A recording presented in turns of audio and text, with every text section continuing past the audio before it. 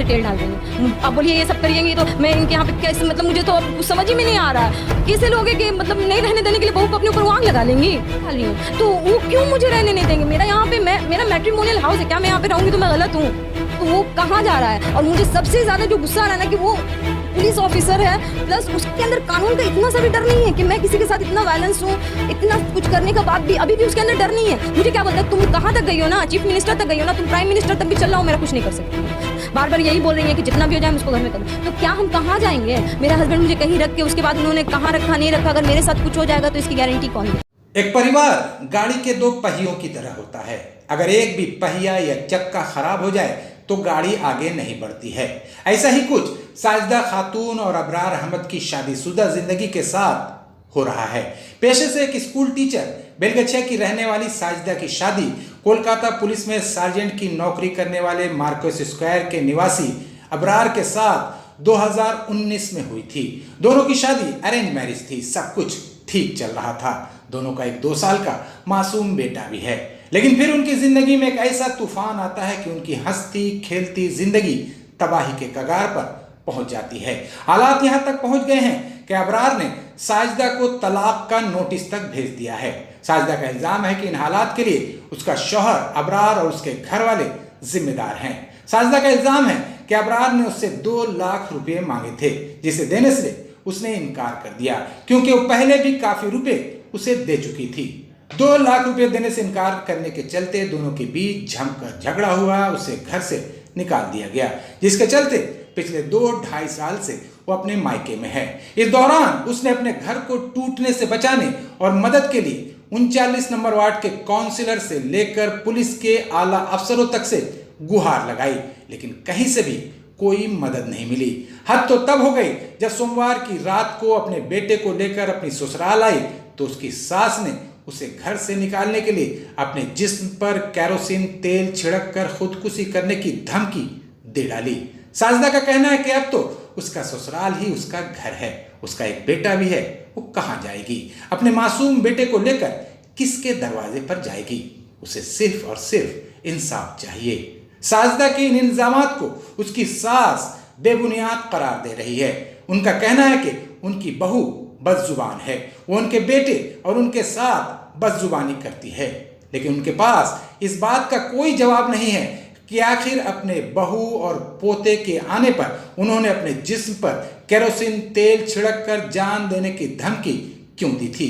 क्यों वो अपने बेटे के टूट रहे परिवार को जोड़ने और अपनी बहू और पोते को वापस लाने की कोशिश नहीं कर रही हैं? आइए सुनते हैं कि साजिदा और उसकी सास का इस पूरे मामले पर क्या कुछ कहना है।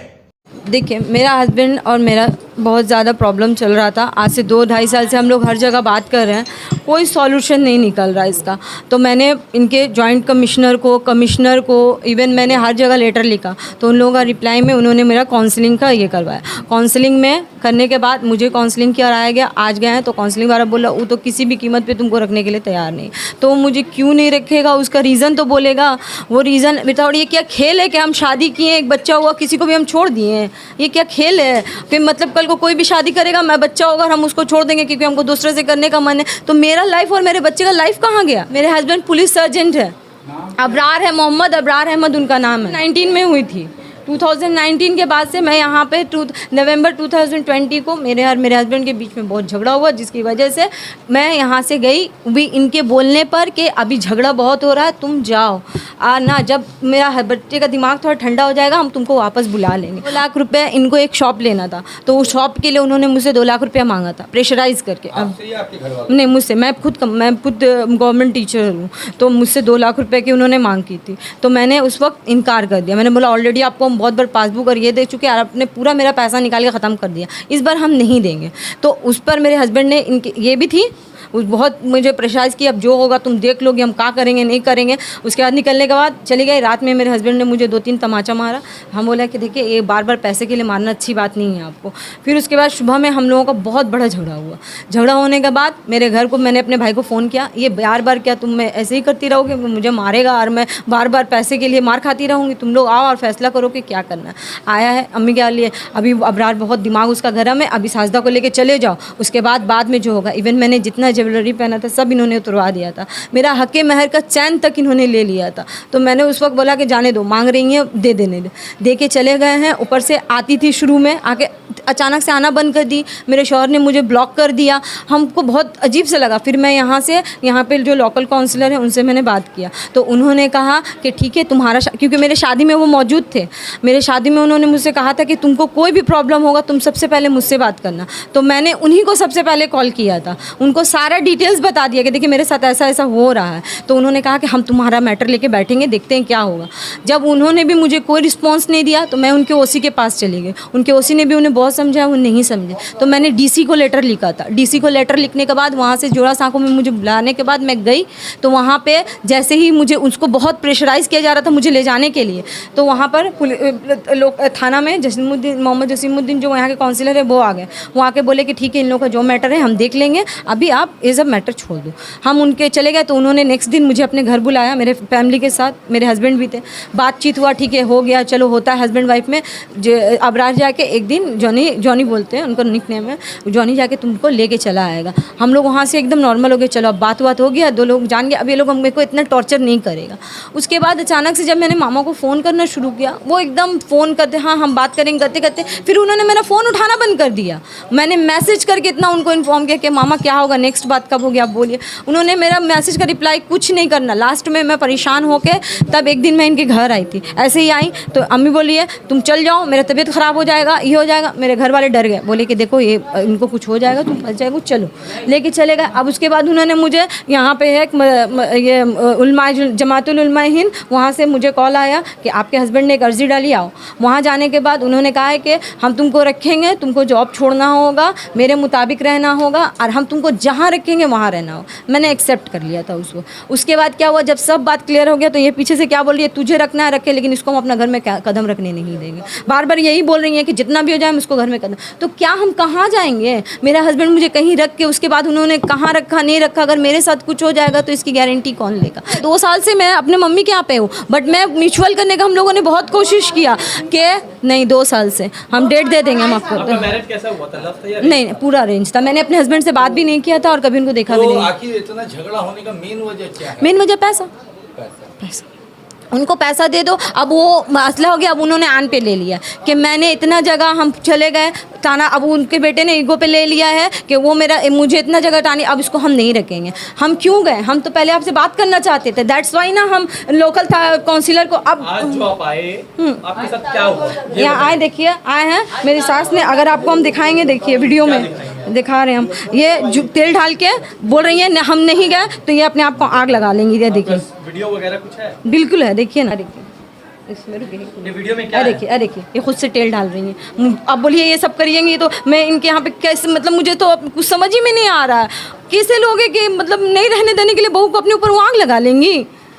ऊपर से मेरा मोबाइल छीनने के चक्कर में देखिए मुझे देने के लिए अपने ऊपर तेल डाल रही हैं। तो वो क्यों मुझे रहने नहीं देंगे? मेरा यहाँ पे मेरा मैट्रिमोनियल हाउस है, क्या मैं यहाँ पे रहूँगी तो मैं गलत हूँ? मैं नहीं रह सकती अपने मैट्रिमोनियल हाउस में। ये वाला वहाँ डीसी ऑफिस में मैंने कंप्लेंट डाला था, इसके बेसिस पर मुझे जोड़ा सा को बुलाया गया था। तो वहाँ पे वो जसीमुद्दीन आके उन्होंने ये मुझे कर दिया। तो मैंने वहाँ लेटर लिख के दीजिए, मुझे अपने हस्बैंड के ख़िलाफ़ कुछ नहीं करना, मेरे साथ वो अच्छे से रहेगा तो मुझे कोई प्रॉब्लम नहीं है। तो उसके बाद इस लेटर पे तो मैंने हट गई। उसके बाद से बातचीत होते होते अभी मैंने हाल फिलहाल उनके जॉइंट कमिश्नर को सबको लेटर लिखा। तो लिखने के बाद मांगा था, उसने नहीं दिया। यानी कि जॉब के लिए भी वो मेरा करता था। तब मैंने अपने पे स्लिप के लिए लेटर लिखा था कि मुझे पे स्लिप चाहिए क्योंकि मेरा HRA डिक्लेरेशन नहीं हो पाएगा। देखिए उन्होंने नहीं दिया था। पाड़ा के कोई लोग हम लोगों का वहाँ पे है, यहाँ तो मुझे नहीं पाती को। मैं यहाँ आई थी, इन्होंने घर ताला में लॉक करके भाग गई थी। तो मैंने वहाँ पे उस दिन पुलिस ऑफिसर्स आए थे।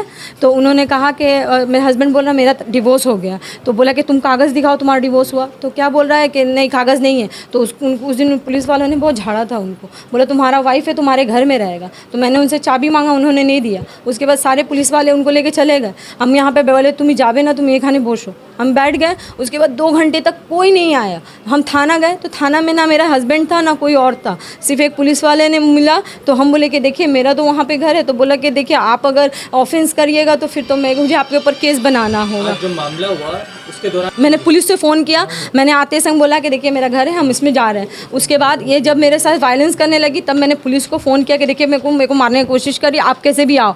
तो पुलिस ऑफिसर आए, लेडी पुलिस भी आई थी, इनको बहुत समझा के गई, उसका घर है वो यहीं रहेगी, वो कहीं जाएगी नहीं, आप उसको बोल नहीं सकते हो जाने के लिए। तो बोला कि तुम्हारा घर है, तुम रहो, कहीं नहीं जाएगा। तो आप क्या चाहते हैं अभी हम चाहते हैं कि मेरा बच्चा है, अब मेरा भी मेरे साथ साथ मेरे बच्चे का भी एक फ्यूचर है, तो वो कहाँ जा रहा है। और मुझे सबसे ज़्यादा जो गुस्सा आ रहा है ना कि वो पुलिस ऑफिसर है, प्लस उसके अंदर कानून का इतना सा भी डर नहीं है कि मैं किसी के साथ इतना वायलेंस हूँ, इतना कुछ करने का बाद भी अभी भी उसके अंदर डर नहीं है। मुझे क्या बोलता है, तुम कहाँ तक गई हो ना, चीफ मिनिस्टर तक गई हो ना, तुम प्राइम मिनिस्टर तक भी चल रहा हो, मेरा कुछ नहीं कर सकती हो। तो ये मतलब उसके दिल में नहीं है, कानून का डर नहीं है ना, तो यानी कि वो जो चाहेगा वो करेगा। ये मुझे 2 साल तक छोड़ के रखना, बार बार बोलने पर भी नहीं आना, उसके बाद अभी मुझे फटाक से तलाक का एक नोटिस भेज देना। ये तलाक करके मुझे भेजा है, ये तलाक हसन का मुझे नोटरी करके भेजा हुआ है, देखिए। अब बताइए ऐसा कोई करेगा अचानक? ये हमको मिला है 24 फरवरी को। उसके बाद मेरा एक्सीडेंट हो गया था जिसकी वजह से मैं कहीं जा नहीं पाई। तो उसके बाद हम गए तो बोला कि अभी भी सब बोल रहा है कि केस को मिले। देखो हमको केस करने का कोई मतलब नहीं बनता है, हमको केस अभी भी इतना कुछ होने के बाद में मैंने अभी उसके नाम पे केस नहीं किया। मैं बोली उसको हम चाहते हैं कि वो सुधर के मेरे साथ अच्छे से रहे। मुझे चाहिए कि कुछ तो हो कि हम शादी किए हैं, लीगल वाइफ है, बच्चा है, उसके अंदर कुछ तो हो कि नहीं। मेरा अंदर डर है कि हम कानून के हाथ में नहीं लेंगे, तो ये डर उसके अंदर क्यों नहीं है? इतना कुछ करने के बावजूद भी मेरा काउंसलिंग के लिए मुझे बुलाया जा रहा, वहाँ पे बोला जा रहा, फिर हमको हम अब हम कहाँ जाए? काउंसलिंग में तो वो डायरेक्ट बोल रहा हम नहीं रखेंगे इसको, तो हम क्या करें? तो कानून कहाँ है? कानून वहाँ पे आके मुझे बोलेगा तो कि तुम्हारे साथ हो रहा, तो उसको आप बोल रहे हो कि मुझे डर है कि मेरा इस जगह पे कुछ हो जाएगा। तो क्या पुलिस मुझे बोलेगा कि आप उस जगह जाना छोड़ दो, या बोलेगा कि नहीं हम लोग देखते हैं कि वहाँ पे आपका क्या कौन सा क्रिमिनल है, तो यहाँ पे क्रिमिनल को पकड़ो। आप मुझे बोल रहे हैं यहाँ हट जाओ, आपका जान का खतरा है, तो मैं क्यों हटूँ? अभी आपके शौहर कहाँ? वो पता नहीं, जब से हम आए वो आए नहीं, वो ऐसे ही करते, वो भाग। हम इसलिए किए, देखिए हम बोले तो कि राशन तेल इसलिए हम डाले कि हम तुम्हारा हाथ से नहीं मरेंगे, हम अपने खुद मर जाएंगे। तलाक का वो देखिए, लड़का लड़की से जो रखता है उससे दिल मिलेगा नहीं मिलेगा वो लोग मियाँ बीवी जाने, हम उसका कैसे बोलेंगे? तो मेरा हम उस लोग मियाँ बीवी ना समझेगा उसका, हमारा तो 4 दिन का जिंदगी, हम 8 का पैसा है। वो सुनिए, तेल नहीं सुनिए, हम अकेला है, मेरा घर में बेटा बेटी नहीं, लोग सब पूरा भाई बहन साथ को मिल गए, आता है, लड़ता है, झगड़ता है। नहीं हम आए नहीं, सुनिए, आके ताला तोड़ के घुसे। हम जॉब में थे, हम भी पढ़ाते हैं स्कूल में, हमें वो आंगनबाड़ी वाला टीचर हैं, हम भी पढ़ाते हैं। तो मोहल्ला के लोग? हाँ नहीं, लड़का बोला भी उसको हेरिटेज में स्कूल में भर्ती कर दो। हाँ हम जो खर्चा होगा हम अपना देंगे, मेरा लड़का है। तो वो बोली नहीं, मेरा वहाँ पर एकरा स्कूल है, वही में पढ़ेगा। हाँ जो करवाया था आप लोगों ने, आप और आपके शौहर मिलकर करवाए थे? हाँ बोलिए, सब कुछ है। हाँ सब कुछ में हम। मेरा शौहर बीमार है। आप सुनो, नहीं मेरा शौहर बीमार है, मेरा शौहर से हमको कुछ, मेरा शौहर ने किसे, वो मेरा शौहर बहुत सीधे है। सुनिए, वो ना अरवा ना उसना चावल पे छानते हैं, ना उतना ही करते हैं, इतना उस सब में नहीं रहते हैं। आपके शौहर बोला ये भी आता है कि आपके शौहर जो है लॉयर है, पेशे से लॉयर। हाँ लॉयर, इतने सुनिए ना, लॉयर है या नहीं है वो हम समझते हैं, वो हमारे हाथ में सब कुछ है। नहीं छुपा के नहीं रखे हैं, नहीं वो सब में नहीं आते हैं, हम भी नहीं आते हैं, हम भी नहीं बोलने चाहते हैं। लेकिन हाँ उसका जिम्मेदार बहू होगी। नहीं, बहू हमको टॉर्चर करती है, बहू हमारा हार्ट प्रेशर का शिकायत है। हम सुनिए, मेरा बहू जो है हर टाइम मारती ने उड़ जा रही है, इतना बोलती है। देखें अभी आप लोग बोले ना कि जितना कसूर है मियाँ का, तो आप फिर क्यों रहने मांग रही? तो क्या बोली आपको? हाँ, हर टाइम नहीं, और हर टाइम उंगली उठा के ऐसी बात करती है, उससे उसका बात से कोई सकता नहीं है। नहीं, हादसा तो आप कर रही है और कहा ये भी नहीं। तो मेरा सुनिए, मेरा ये शौहर का घर है, सुन लीजिए, मेरा ये शौहर का घर है, हमारा हक है ज़्यादा। हाँ, अब वो बोलती है कि अभी हमारा नाम में सब जायदाद कर दो, मेरा बेटा को टॉर्चर करती है कि मेरा नाम में सब अभी जायदाद कर दो। तो क्या भरोसा है जो तुम अभी बीवी हो के कोई बात नहीं सुन रही हो, फिर मेरा बेटा तुम्हारा नाम में सब तुमको कर देगा? हाँ सुनिए, हाँ मेरा बहू हमको मार देगी तो आप लोग रखिएगा, यही देखिएगा। मेरा बहू हमको मारने मांगती है, नहीं तो वो बोलती है वो ऐसा टॉर्चर करेगी कि हमको वो मार ही देगी। वो ऐसे ही कुछ करेगी। वो लोग सब भाई बहन मिल के आती है लड़ने। आपकी बहू ने तो हजारों कंप्लेंट बहुत करती है। आपने क्या किया? वो लोग सब भाई वो लोग साथ, सुनिए, वो लोग 7-8 भाई बहन है। उसका फूफी है, फूफी का बेटी है, सब है, सब कोई ले लेके हर टाइम आती है। और हम अकेला है, मेरा एक लड़का ऑफिस में रहता है, बे टाइम ड्यूटी करता है, और हम अकेला रहते हैं।